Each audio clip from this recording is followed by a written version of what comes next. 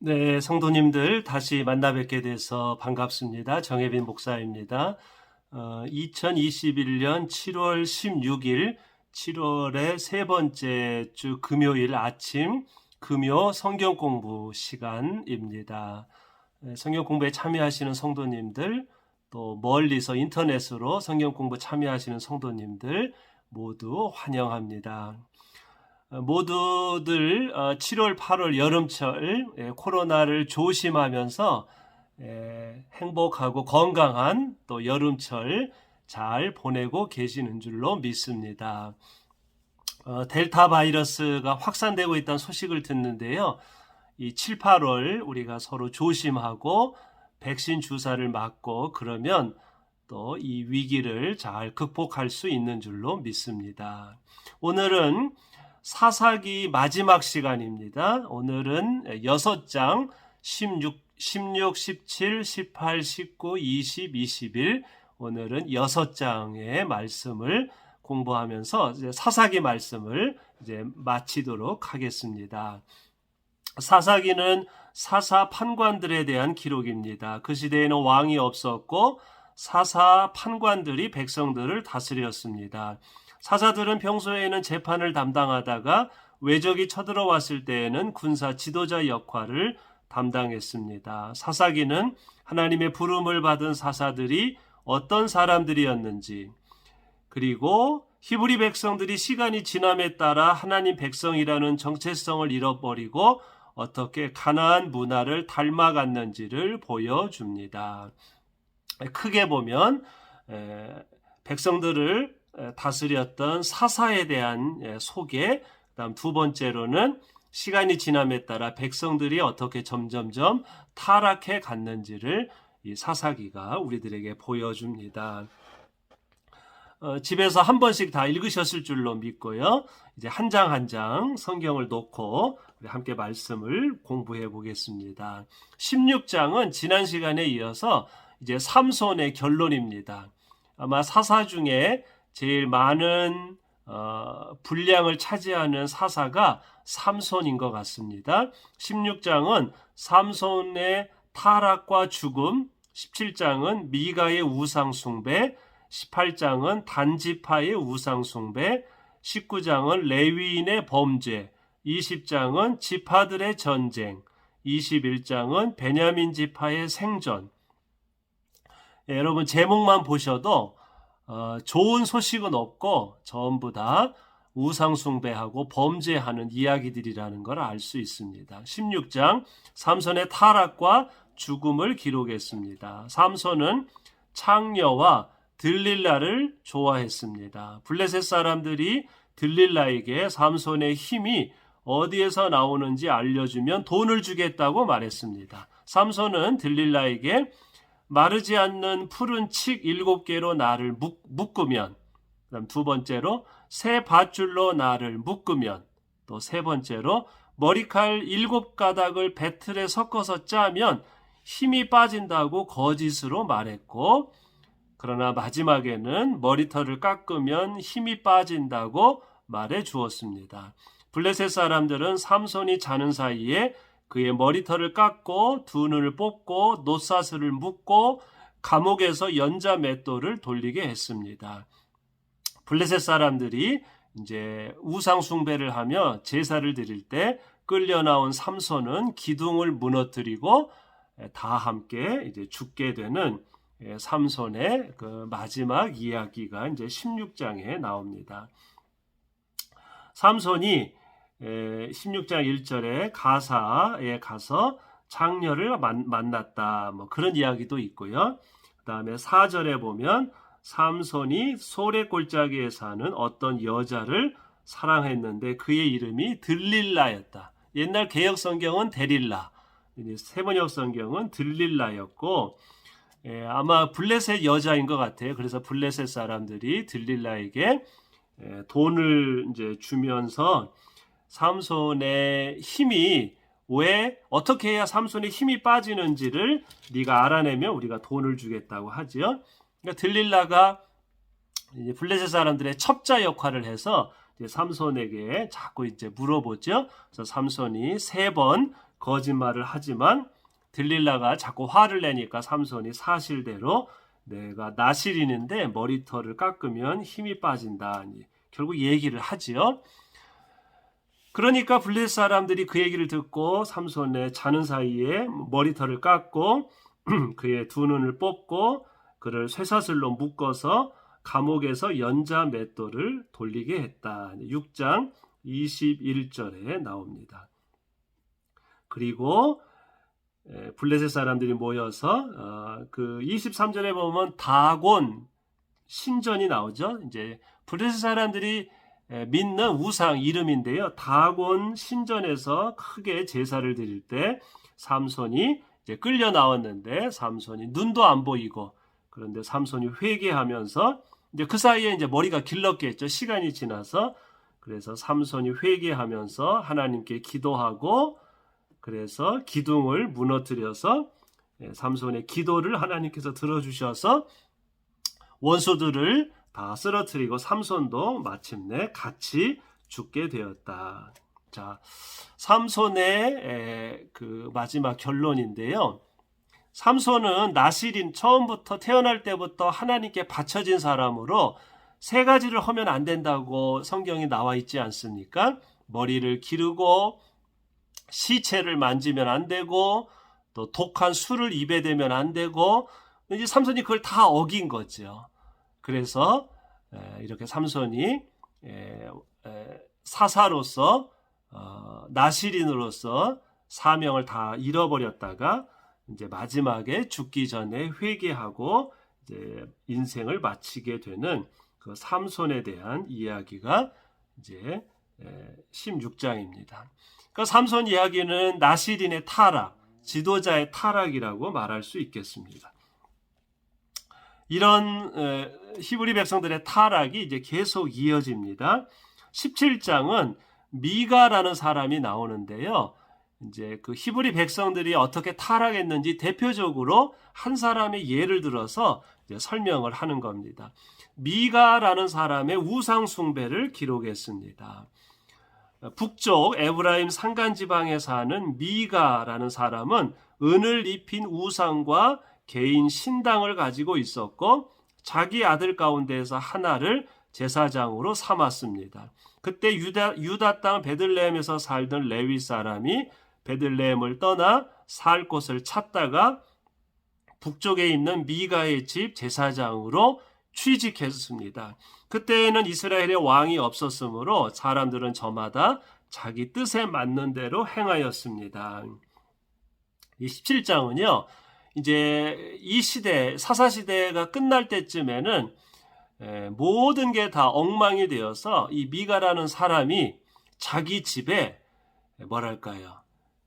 신당을 차리고 무당집을 차렸다는 거예요. 신당. 그리고 은으로 만든 동상을 만든 후에 거기서 이제 뭐랄까요? 구술하고 자기 아들을 제사장으로 삼아서 구술했다는 거죠. 그러니까 그 시대에 자기 집에 신당을 차릴 정도로 히브리 백성들이 하나님 신앙이 완전히 망가지게 되었고 레위 사람이 베들레헴에서 살다가 거기를 떠나서 살 곳을 찾다가 북쪽의 미가의 집에 제사장으로 취직했다는 것은 레위 사람도 타락했다는 걸 가리키죠. 물론 이제 이런 측면이 있습니다. 원래는 하나님께서 레위 사람을 48개의 지역에서 살면서 예배를 담당하라고 그리고 땅을 레위 사람은 받지 않는 대신 모든 지파 사람들이 레위 사람을 먹여 살리라고 했지 않았습니까? 근데 이 레위 사람이 베들레헴을 떠나 살 곳을 찾았다는 이야기는 이제 백성들이 레위 사람을 돌보지 않았다는 거죠. 그러니까 레위 사람도 백성들이 자기들의 생계를 돌봐주지 않으니까 이제 제사도 안 드리고 그러니까 레위 사람이 살 길을 찾기 위해서 북쪽으로 가다가 미가라는 집에 머물렀는데 미가가 우리가 지금 뭐랄까요 신당을 차리고 우리가 구술을 하는데 당신 잘됐다. 당신이 원래 레위 사람이니까 우리 집에 제사장으로 취직하라고. 그래서 제사장으로 취직을 했다는 거예요. 그러니까 이 48개 성에 사는 레위 사람들, 땅이 없는 레위 사람들을 히브리 사람들이 돌보지 않았다. 히브리 백성들이 타락한 걸 가리키고, 그렇다고 레위인이 떠돌아다니다가 미가라는 사람의 집에서 무당으로 취직한 것도 이것도 레위인의 이제 타락이라고 그렇게 말할 수 있겠습니다. 얼마나 이제 사회가 이제 엉망이 됐는지를 보여주지요. 18장은 이제는 개인이 아니라 지파의 타락을 설명했습니다. 단지파의 우상 숭배를 기록했습니다. 단지파는 유산으로 받은 땅에 정착하지 못해서 정착할 땅을 찾고 있었습니다. 단지파의 선발대 5명이 북쪽 미가의 집에 머물렀다가 북쪽 땅을 정탐하고 돌아왔습니다. 그 후 600명의 단지파 사람들이 북쪽 미가의 집에 다시 들러서 은을 입힌 목상과 보석으로 만든 에봇과 드라빔과 부어 만든 우상을 빼앗았습니다. 미가의 집에 취직했던 레위 사람은 단지파의 제사장이 되기로 약속받고 그들을 따라갔습니다. 단지파는 북쪽 한적한 곳에 정착했습니다. 그들은 자기들이 섬길 신상을 세웠고 모세의 손자이며 게르손의 아들인 요나단과 그의 자손이 그들의 제사장이 되었습니다. 자, 18장에는요. 단지파의 타락, 그 다음 레위 사람의 또 타락, 그 다음에 모세의 손자의 타락, 이렇게 타락이 점점 이렇게 확산되어 가는 것을 볼 수 있습니다.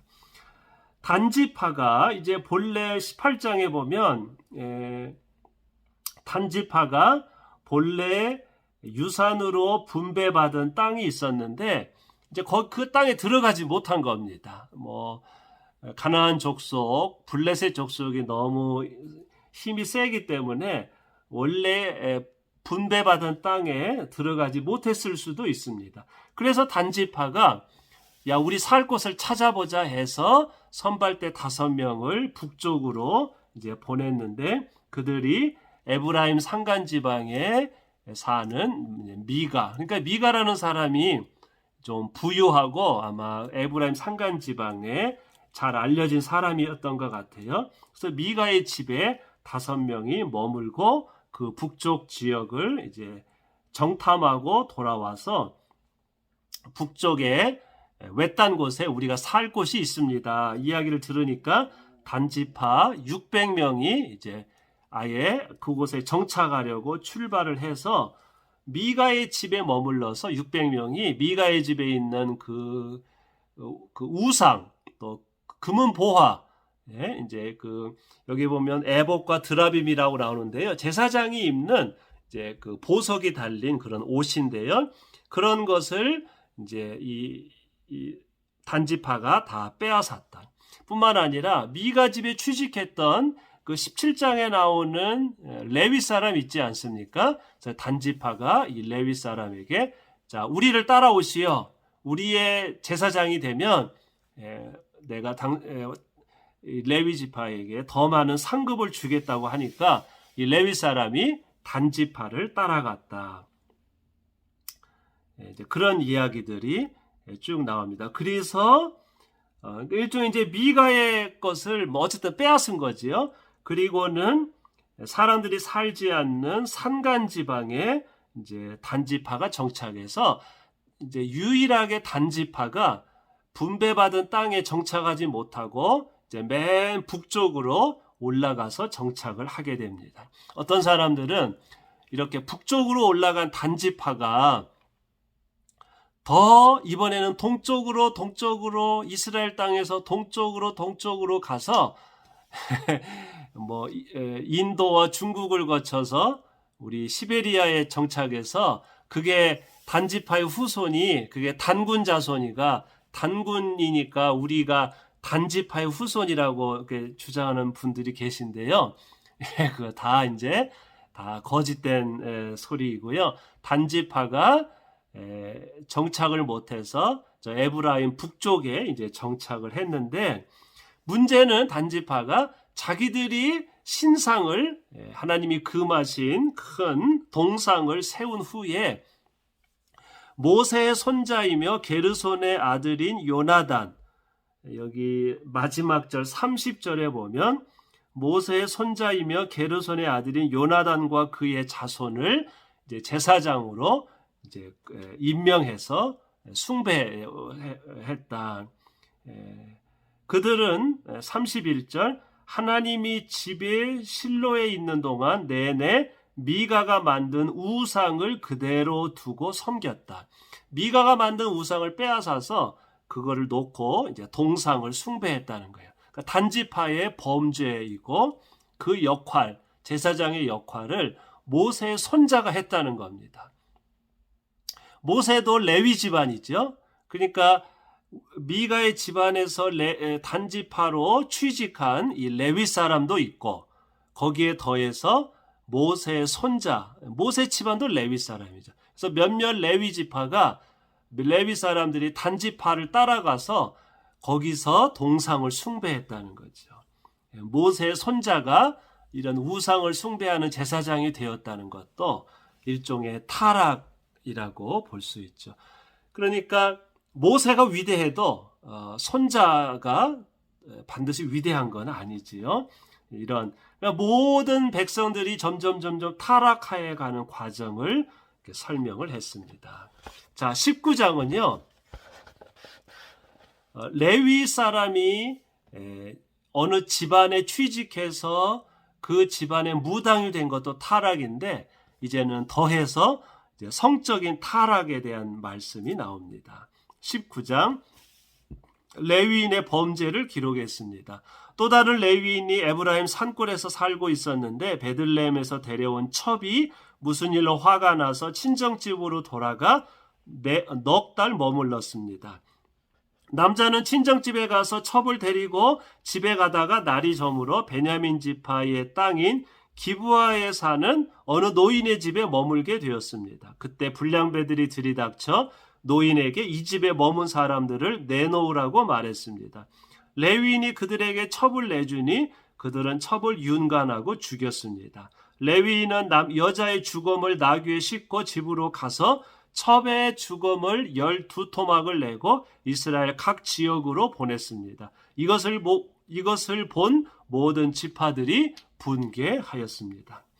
여러분, 정말 어처구니 없는 일이 벌어진 거죠. 레위인, 예배를 드리고 제사를 담당할 레위인이 베들레헴에서 첩을 데리고 왔다. 그래서 살다가 이 첩이 무슨 일로 화가 나서 고향으로 돌아갔다. 그래서 레위 사람이 이 첩을 데리러 친정집에 가서 거기서 대접을 받고 첩을 잘 달래서 이제 자기가 본래 살던 북쪽으로 가는 길에 날이 저물어서 그 베냐민 지파의 땅인 기브아라는 동네에서 어느 노인의 집에 이제 머물게 되었는데, 그것을 본 그 기브아 불량배들이 와서 그 레위 사람의 첩, 그 다음에 종 다 내놓으라고, 우리가 재미를 봐야 되겠다, 이렇게 됐다는 거야. 여러분, 이거는 소돔과 고모라, 그 룻의 롯 있죠. 아브라함의 조카 롯을 방문한 천사들을 내놓으라는 소돔과 고모라 이야기요. 똑같지 않습니까? 이렇게 되니까 노인이 이제 우리 집에 온 손님들을 그렇게 하지 말라고 만류하는데, 그래도 내놓으라고 협박하니까 레위인이 자기 대신 첩을 그들에게 주어서 그들이 불량배들이 첩을 윤관하고 첩을 죽였다. 그래서 이 레위 사람이 그 죽은 첩을 집으로, 자기 본래 집으로 간 다음에 첩을 12토막 내서 이걸 보라고 모든 지파에게 보냈다는 거예요. 그러니까 하나님께서 고아와 과부와 나그네를 돌보라고 십계명에 분명히 말씀하셨는데 첩을 든 레위 사람도 타락했고 나그네를 욕보이려고 하는 그 불량배들도 타락했고요. 오직 이 나그네를 집으로 대접한 노인 한 사람을 제외하고는 전부 다 이렇게 엉망으로 타락했고 또 이 레위 사람이 첩을 12토막을 내서 각 지파에게 보냈다는 그 뭐죠? 그러니까 이제 복수해 달라는 거죠. 하여튼 정말로 이제 이 히브리 백성들의 12지파가 반목하고 분열하고 싸우는 그런 일이 벌어져서 이 사건으로 인해서 이제 지파들 사이에 전쟁이 벌어지게 됩니다. 20장 지파들의 전쟁을 기록했습니다. 레위인이 보낸 첩의 시신을 본 11지파는 미스바에 모여 대표단을 뽑아서 베냐민 기브아 사람들을 우리에게 넘기라고 베냐민 지파에게 말했습니다. 하지만 베냐민 지파는 이를 거절하였고 결국 나머지 지파와 베냐민 지파 사이에 전쟁이 벌어졌습니다. 첫 번째와 두 번째 전투에서는 베냐민 지파가 이겼지만 세 번째 전투에서는 나머지 11지파가 큰 승리를 거두었습니다. 베냐민 지파의 용사들과 기브아 사람들은 모두 죽었고 600명만 광야로 도망쳐 살아남았습니다. 20장은 히브리 백성들 11지파와 11대 1이죠. 베냐민 지파의 전쟁이 벌어져서 11지파가 기브아 사람들을 다 내놓으라고 하니까 그 기브아 사람들이 속한 베냐민 지파가 거절했다. 그래서 이제 동족 상장의 전투가 벌어져서 결국 세 번째 전투에서 베냐민 지파와 기브아 사람들을 나머지 지파 사람들이 다 죽였다는 거예요. 그리고 오직 600명의 남자들만 광야로 도망쳐서 살아남았다. 하여튼 이제 개인, 레위인 할 것 없이 모든 지파가 이제 자기들끼리 서로 싸우는 이제 그런 일이 벌어졌습니다. 그리고 마지막 21장은요, 사사기의 결론인데요. 사사기의 결론이 아름답지 않습니다. 베냐민 지파의 생존을 기록했습니다. 11지파는 미스바에 모여서 베냐민 지파가 사라진 것을 슬퍼하고 회개하였습니다. 그들은 미스바 총회에 참석하지 않은 길르앗의 야베스 주민들을 처녀 400명만 남기고 모두 죽였습니다. 11지파는 베냐민 지파의 대를 잇기 위해서 광야에 숨은 베냐민 지파 600명을 불러서 길르앗의 야베스 처녀 400명과 결혼을 시켰습니다. 그래도 처녀가 부족하자 베냐민 지파 장정들은 해마다 실로에서 열리는 주님의 축제에 장막절 때 춤을 추러 나온 실로의 처녀들을 붙들어 아내로 삼았고 11지파는 이것을 허락해 주었습니다. 살아남은 베냐민 지파 600명을 이렇게 그들 지파가 사라지지 않도록 대를 잇도록 말 안 듣는 그 야베스 그 주민들 처녀들만 남기고 다 죽이고 그 처녀들을 이 베냐민 지파에게 주었다는 거예요. 그들의 의사도 묻지 않고. 그래도 부족하니까 실로에서 이제 장막절 축제가 열리는데 그 결혼 못한 베냐민 지파 장정들에게 춤추러 나온 여성들을 붙잡아서 결혼을 하는 것을 묵인해 주었다. 이렇게 이제 사사기가 21장에서 끝이 납니다. 그러니까 처음에는 광야에 정착해서 하나님과 언약을 맺고 또 좋은 사사들이 등장하고 드보라가 등장하고 그랬다가 시간이 가면서 점점 이 히브리 백성 12지파가 붕괴되고 타락해가는 것을 볼 수 있습니다. 그래서 사사기의 마지막 장 마지막 절을 보면은요 21장 25절의 결론은 그때에는 이스라엘의 왕이 없었으므로 사람들은 저마다 자기의 뜻에 맞는 대로 하였다. 그러니까 자기 다 하고 싶은 대로 살았다. 이런 이렇게 결론을 내리는 것을 보게 됩니다. 그래서 사사기는 이렇게 모든 것이 무너졌기 때문에 어쩔 수 없이 백성들에게 모범을 보이고 백성들을 바르게 통치할 왕이 필요하다는 것을 이렇게 자연스럽게 우리들에게 암시를 하고 있습니다. 자, 오늘은 좀 6장을 조금 많이 보았는데요.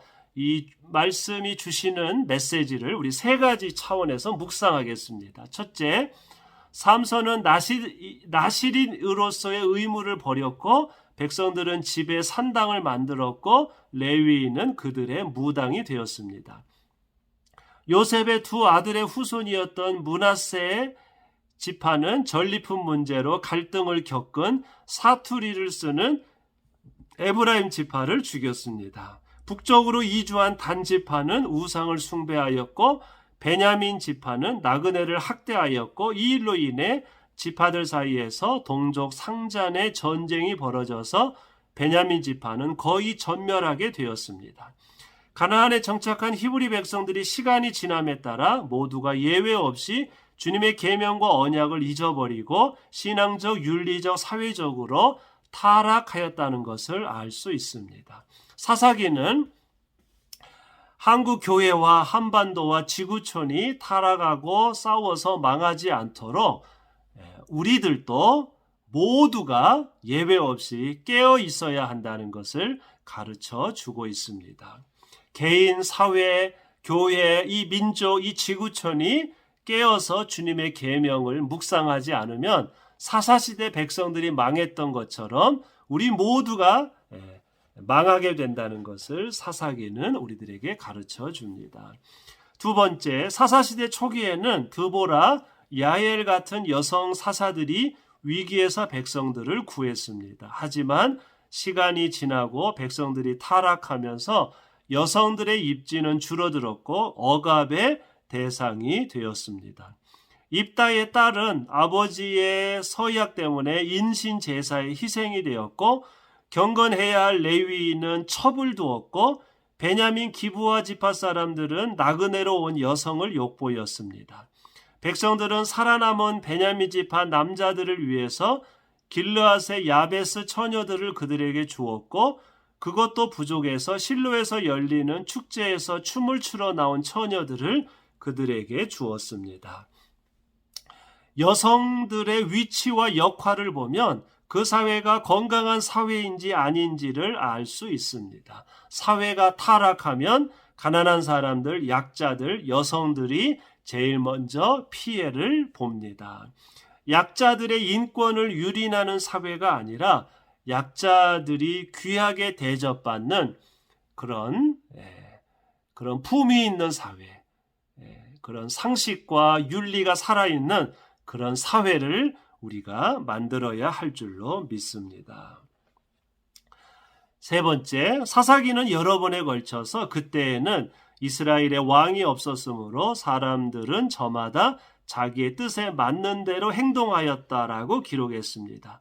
백성들의 모범이 되고 백성들을 바르게 가르치고 훈계하는 왕이 없었기 때문에 백성들이 질서 없이 마음대로 행동하였습니다. 하지만 이 말씀을 더 근본적으로 보면 히브리 백성들이 만왕의 왕 되시고 진실하시고 자비로우시고 의로우신 하나님을 왕으로 섬기지 않고 각자가 왕이 된 것처럼 마음대로 행동하였다는 것을 가리킵니다.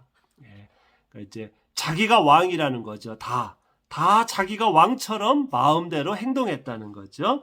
창조주 하나님, 구원자 예수님, 치료자 성령님을 중심에 모시지 않으면 사사시대 히브리 백성들이 그랬던 것처럼 우리들도 얼마든지 교만해지고 타락해질 수 있다는 것을 오늘 말씀은 보여주고 있습니다. 아멘. 기도하겠습니다. 하나님, 사사기 16장에서 21장의 말씀을 통해서 개인들도 각자 집에서 신당을 만들고 우상을 숭배하고 레위인도 무당이 되고 우상을 숭배하고 제사를 드리고 각 지파들이 범죄하고 우상을 숭배하고 지파들끼리 전쟁하고 싸우고, 여성들의 인권이 땅에 떨어지고 여성들이 학대당하는 타락한 사사시대의 마지막 시대를 저희들이 오늘 말씀을 함께 읽었습니다. 누구나 예외 없이 저희들이 깨어 기도하며 주님의 말씀과 계명을 묵상하지 않으면 저희들도 모든 윤리와 도덕이 붕괴되어서 저희들도 망할 수밖에 없다는 것을 저희들 기억하게 하옵소서.